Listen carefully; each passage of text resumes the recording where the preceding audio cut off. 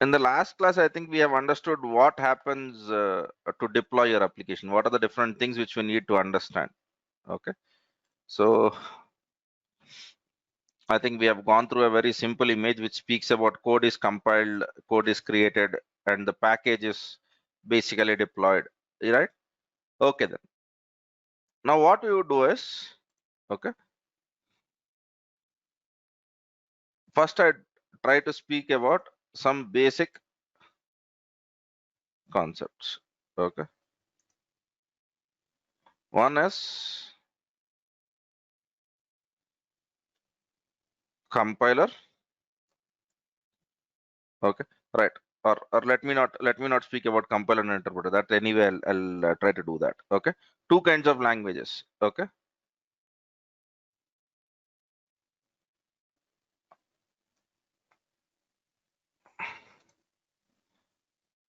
compiled compilation required. Or let me not even do that. Okay, so let me speak about packaging. Okay, so what do I mean by packaging? Okay, packaging is converting the code into the format deployable. Into the format deployable. Okay, so for example, let me today take an example of a .NET and let me do that, but I'll try to tell you the whole story. Okay, and then understand one thing: not all languages require code to be compiled.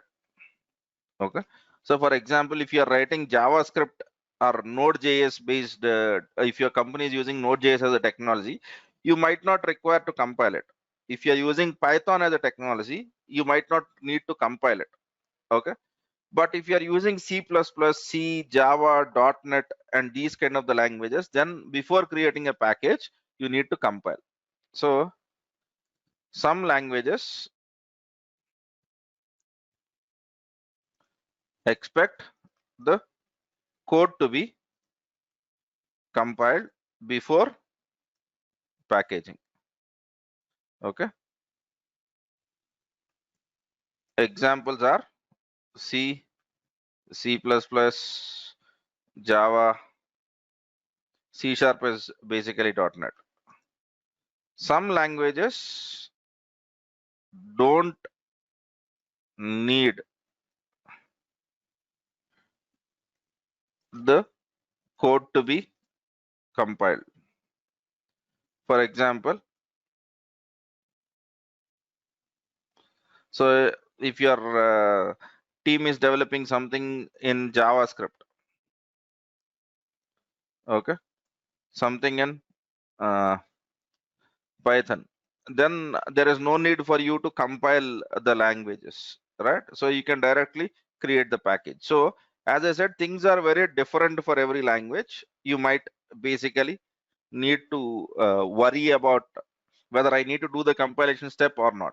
Okay, and there is no need for you to know all the list, right? Let us assume that you go and joining in a banking project in Bank of America, and if your developer says that, okay, we are developing all of this in Java, okay, and these are our build steps, that's where you recognize there is no need for you to know everything upfront. Okay, right. And then they do one of the most important thing, which is called as static code analysis. Okay, for the code that is written, the static code analysis tools, static code analysis tools, okay, tell the best way of or best practices. Let me put it in this way. So for example, your developer has written the code is working fine, there is no problem with that.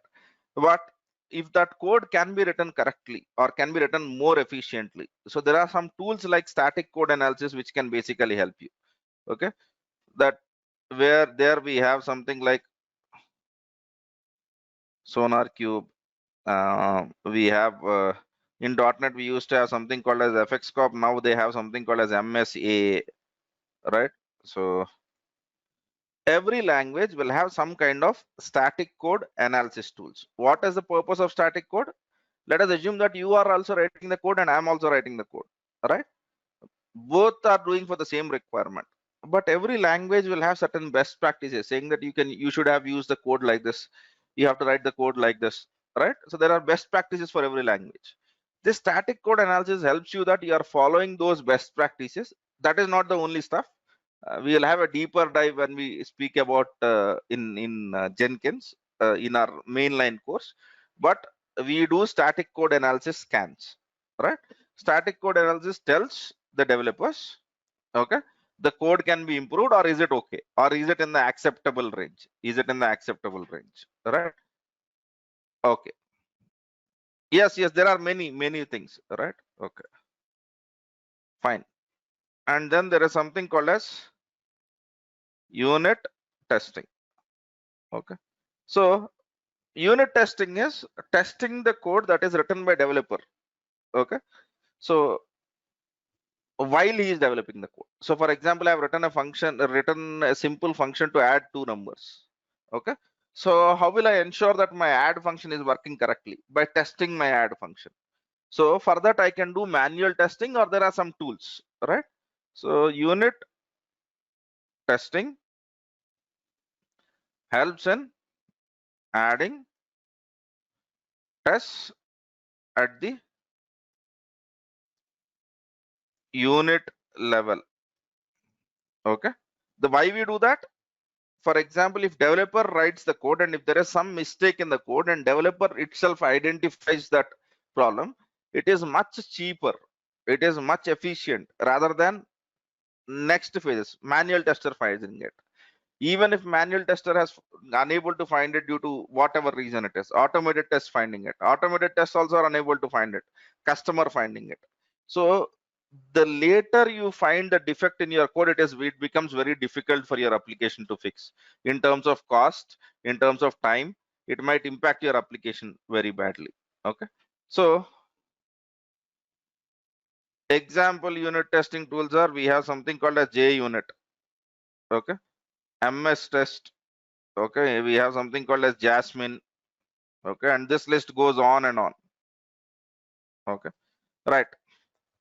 So every language will have unit tests. Okay, now why am I speaking about all of this? Okay, so to design the workflow for compilation and packaging. So what is the basic workflow? First,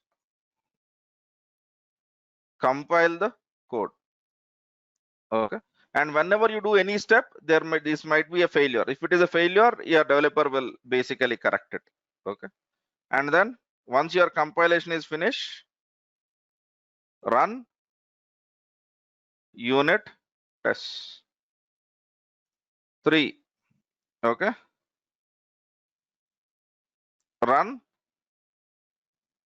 static code analysis. 4. Create a package. There might be a small change in the order also. Sometimes create package might be a third step or the second step. It doesn't matter. But the workflow which I'm trying to tell is, first you compile the code, then you run unit tests, then you run the static code analysis. Okay, when all of these stuffs are okay, then only you create a package. Once you create a package, you deploy the package into test environments for testing. Am I clear on this? No matter whatever project which you are working on, you would compile the code, right? In some languages, it might not be necessary for you to compile the code. So then you will directly start from second step. You will run unit tests, you will run static code analysis tools, you will create a package, and then you will deploy that package into test environments for testing. Okay, and then once testing approves it, okay, deploy UAT or pre-production. Okay, before we give release to the customer, we will have one environment which is very, very critical, which we call as pre-prod environment or pre-production environment or staging environment. Let me use all the terms. Staging. Okay, and when everything goes right over here, then you deploy to production environment. Am I clear on this? Everyone has to know this order. So if there is any doubt in this order, I want you to be very clear with that. We'll compile the code, we will run the unit tests, we'll run the static code analysis. Okay, when all of these conditions are satisfied, whatever your organization puts over here, then we'll create a package. Once we will have a package, we'll deploy our package into test environments for testing. If testing approves it, then we'll go to the UAT and staging environment. When this is also approved, then you go to the production. This is where your customers will start using your application.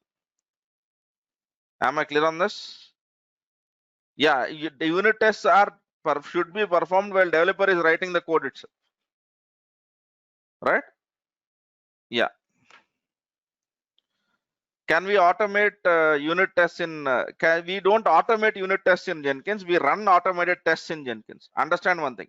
Our job is not to automate the tests. Our job is to run the automated tests, and that can be done in any tool. I am not worried about what Jenkins is and what all of that stuff is. These are the necessary steps. Am I clear on this? Any doubts on this? Because if you understand this very clearly, the only thing which you have to worry about is how do I deploy the package, and that anyway we'll learn it in Chef, we'll learn it in Ansible and all of that stuff. Yeah. DevOps starts from third step. No, DevOps starts from first step. Right? Compiling the code is also your responsibility. Developer will compile the code in his laptop. But we are doing all of this on our own environment so that people can give it to testing. All of these 7 are your responsibilities. Okay. When they fail, who fixes it? That's a different story. Microsoft.NET example. Okay. So don't worry about what I'm trying to do over here. Watch through the recording over here.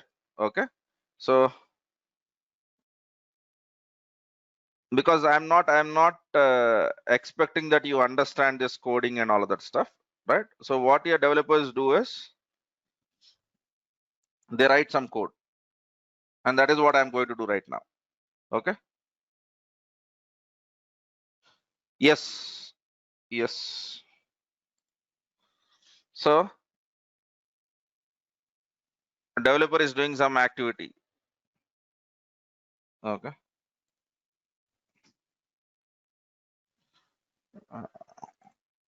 Okay.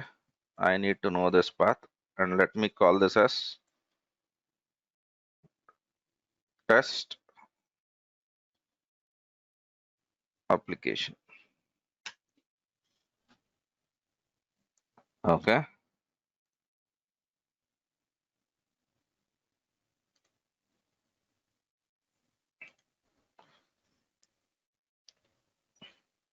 You need not know how to write code. You need not know all of this, but I'm just showing you the basic perspective of what developers do.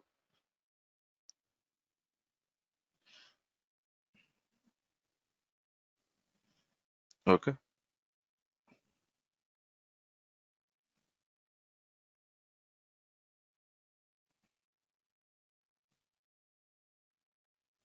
Right. Fine. Now, this is the code and this is the unit tests. And if you see, these are the unit tests. Are you seeing there is some unit test over here? Okay. It might not have anything. It's okay. It might not have anything. So what developers do is developers write code. Okay. So he might write the code by whatever environment which he's trying to do. So add a new controller.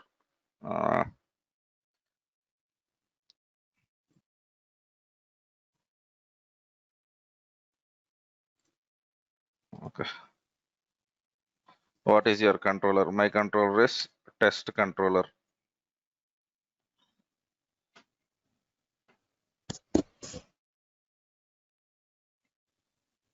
he has written some stuff. Okay, now along with this, he might not have written a lot of stuff. He will also add a new item. Okay, so this I'll call it as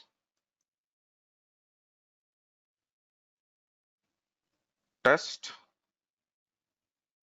controller test.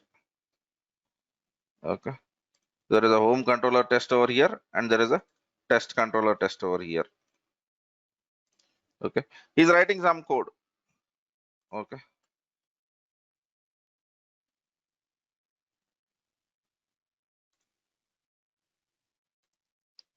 okay, so I'll basically,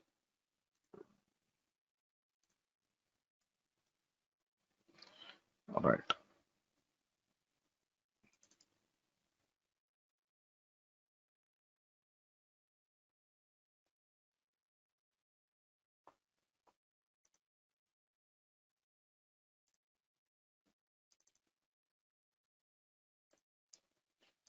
Don't worry about the code which I'm writing. I'm trying to tell this again. Yeah.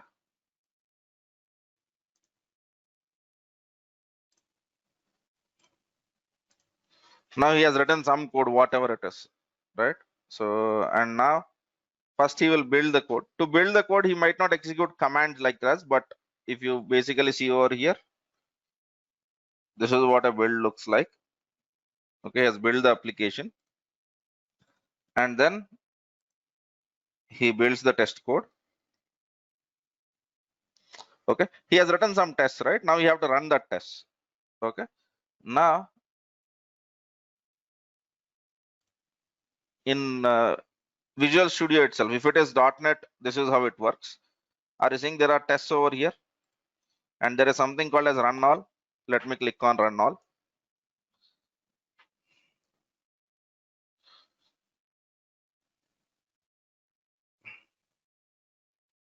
Okay, so right now it says that all the 4 tests are passing, whatever I have written. So my unit tests are okay, and my what do you call, the the code is also fine, whatever I'm trying to do. Let us assume this is a story, right? And then basically, right, are using analyze, run code analysis. If I click on this, it will run the code analysis.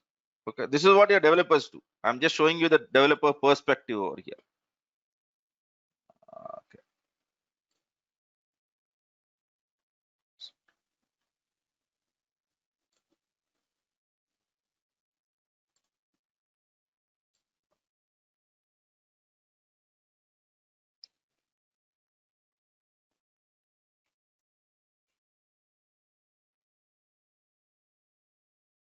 Okay, right, then it says the code analysis is basically complete.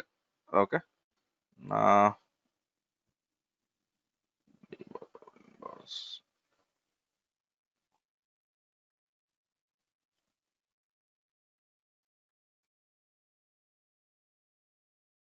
right, so we have everything now. Let me click on properties. Okay, so let us assume this is what your developer has done now. Okay, now to test his local application, he might not deploy it on the server. Are you seeing there is something over here itself in the editor?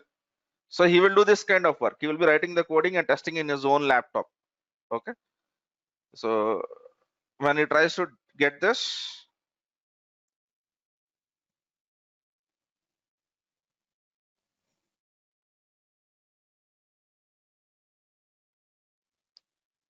okay, so he has written some code, and then he's checking whether the application is working locally or not.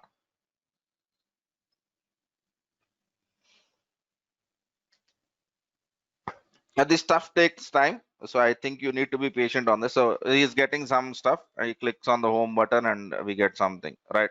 So let me try to give slash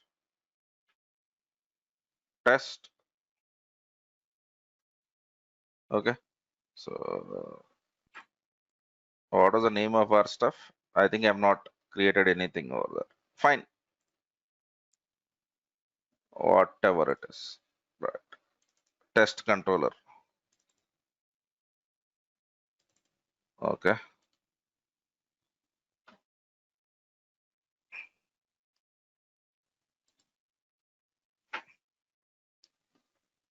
Okay.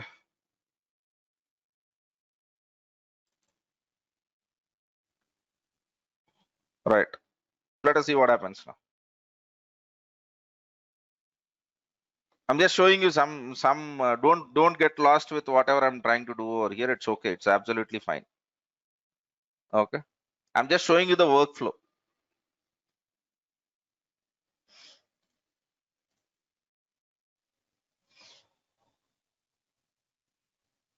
Okay. So we got something, right? So this test page is somehow working. Now developer says that, okay, I have done the work. Okay. I have run my unit tests also. So you'll just before giving the code away to you, he will try to tell that, okay, I have run all of this. Okay. Now you take this application or take this code and try to basically what do you call deploy this onto some environment. Okay, so we have code, developer has done his job, and now we are expected to take this code and then convert this into a package. Okay, we are not worried about how he has developed it, what he has developed it. We are worried about how to basically get this stuff deployed onto the server. Okay, and this changes from classroom to classroom. Okay, how is this different from Visual Studio, which you are using right now? What we are using right now is not Visual Studio, it is Visual Studio Code. It is a text editor, right? The Visual Studio which I'm using is basically for application development. Okay, so this is a beast, that is a lightweight product, right? Okay, fine. So now this is what it is. What we need to understand is now this is a .NET application. Now we'll basically go and see how do I deploy .NET application, right? So you can basically say deploy .NET application to IIS server.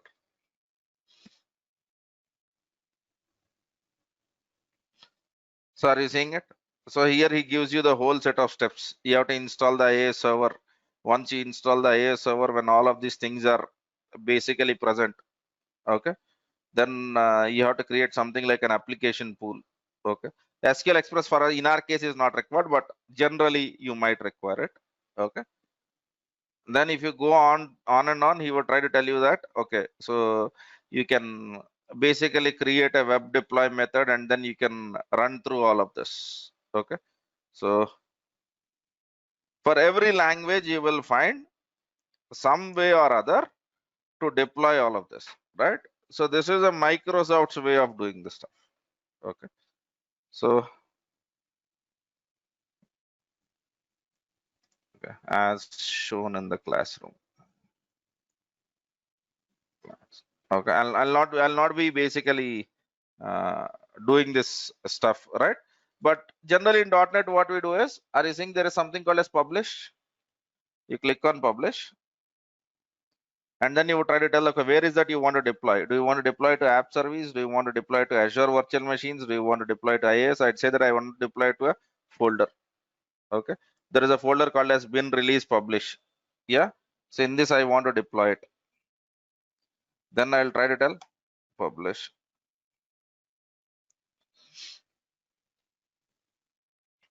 Okay, then it says, yeah, it is present over here.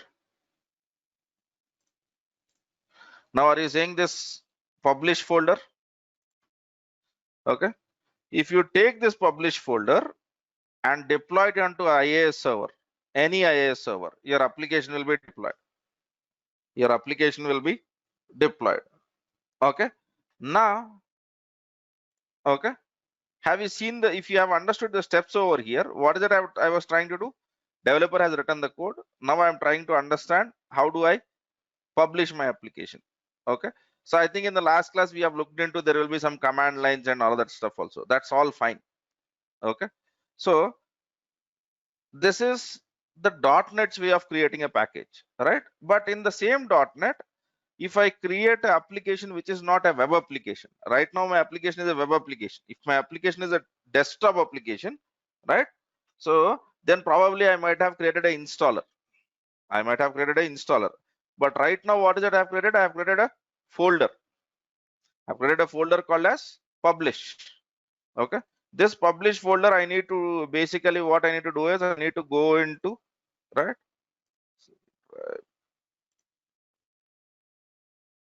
Okay. There will be an IIS server. Okay. Let me try this.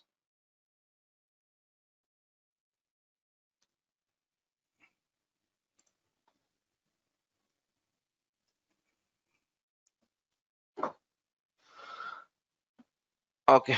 IIS server is not up in my system. Once you have an IIS server, right?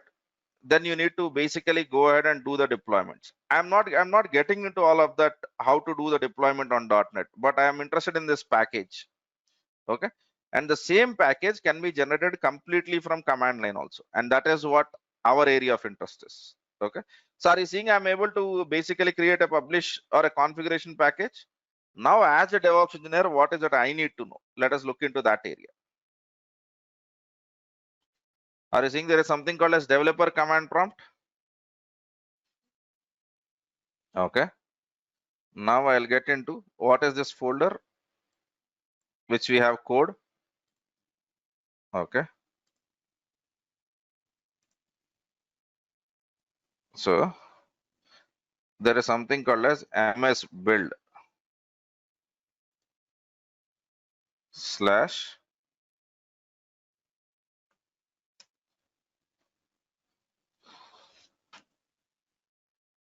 okay.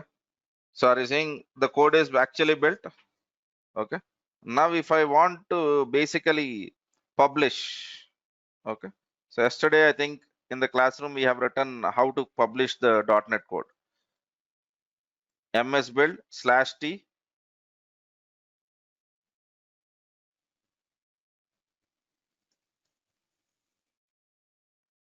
publish colon publish. Okay. Now it says that okay, I have published the .NET public. I have basically published the application, right? So here, what is important for you? Not what developer is doing, not how to write the code. You have to basically worry about these codes. You have to worry about how to build the code completely from command line. Okay. Why command line? If it is in command line, then only we can automate it. Then only we can automate it. Okay. So this is basically developer writing a code. Okay, if he changes a new stuff, what he will do, he will add something, probably something more. So public action result, okay, testing, okay, return. I'm just writing some code. Don't worry about what this code does, because I am not also. Okay, so there is something that is being done over here. Now this code has to be built. Developer will do the testing and all of that stuff. What is our responsibility? Our responsibility is to build the code. Okay.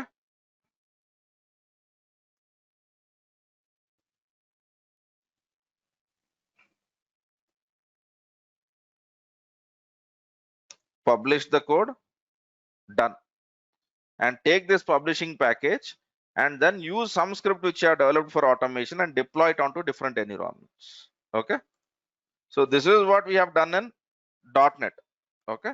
So if it is a different language, developer might tend to develop it in a different way in different tools and all of that stuff. So for example, if it is in Python, developer might open the Python's application and write his own work and all of that stuff. If it is Node.js, he might use his own environment.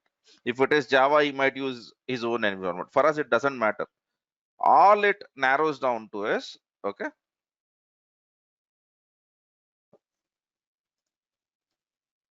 important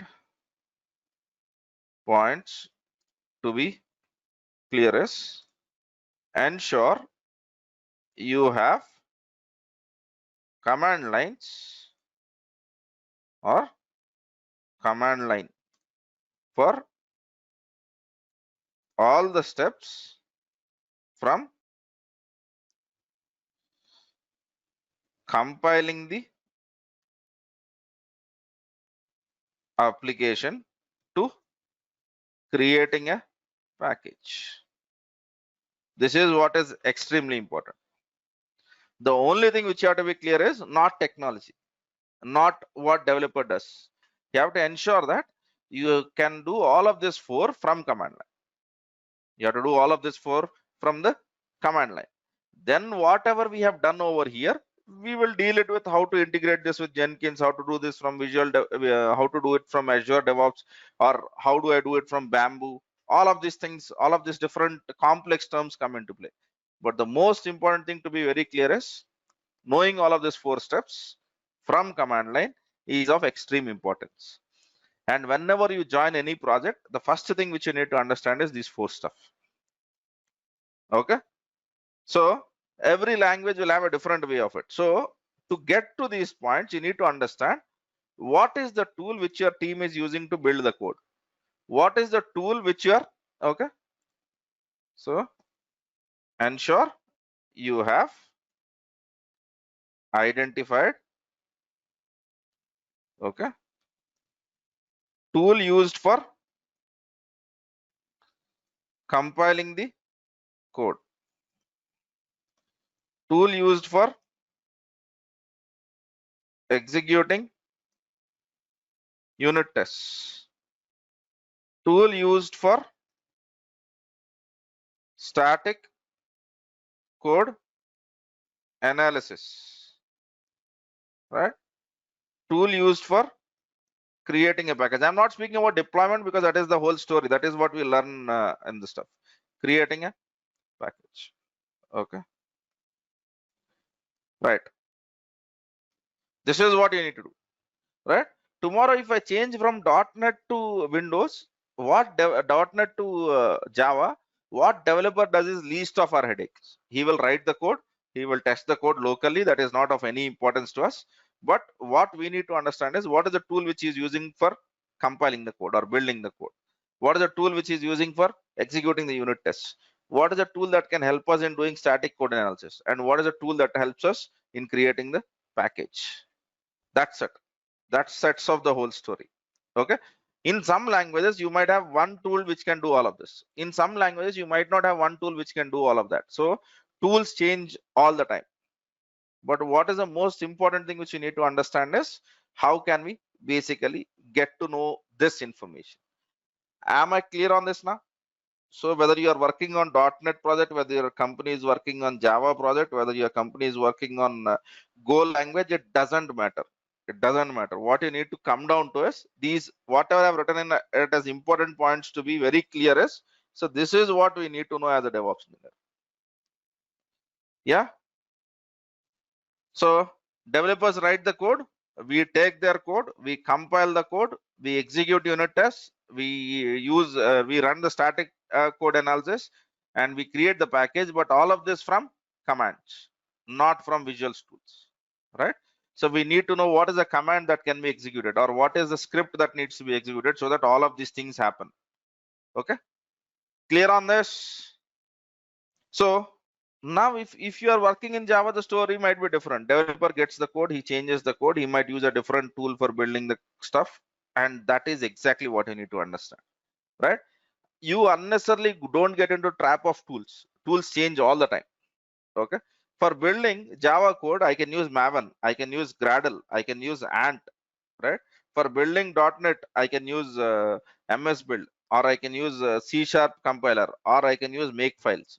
In Make, in .NET I can use in C I can use Make. I have something called as CMake. I have something called as BMake. There are a hell lot of tools. Okay, but unnecessarily we'll get trapped into these tools. Tools is something which will help you in doing this. Yeah, once you are working in a project, getting to know information about the tool is good. Okay, but it doesn't necessarily means that you need to know everything about a tool before you start your work. That is not going to happen. Okay, so extra steps if it is a containerized application, right? For me, that falls under creating a package. So I'm not getting into containers, Srikanth. For me, that is tool used to create a package. Am I clear on that? Yeah. So do you understand this, the moral of today's class? Let it be any project on the planet. What is that we need to understand? We need to understand this stuff. And that stuff can be easily obtained for any project from its existing information, or go sit with your developer to identify how they are building the code. Get to know the names of the tools and then experiment with that tools.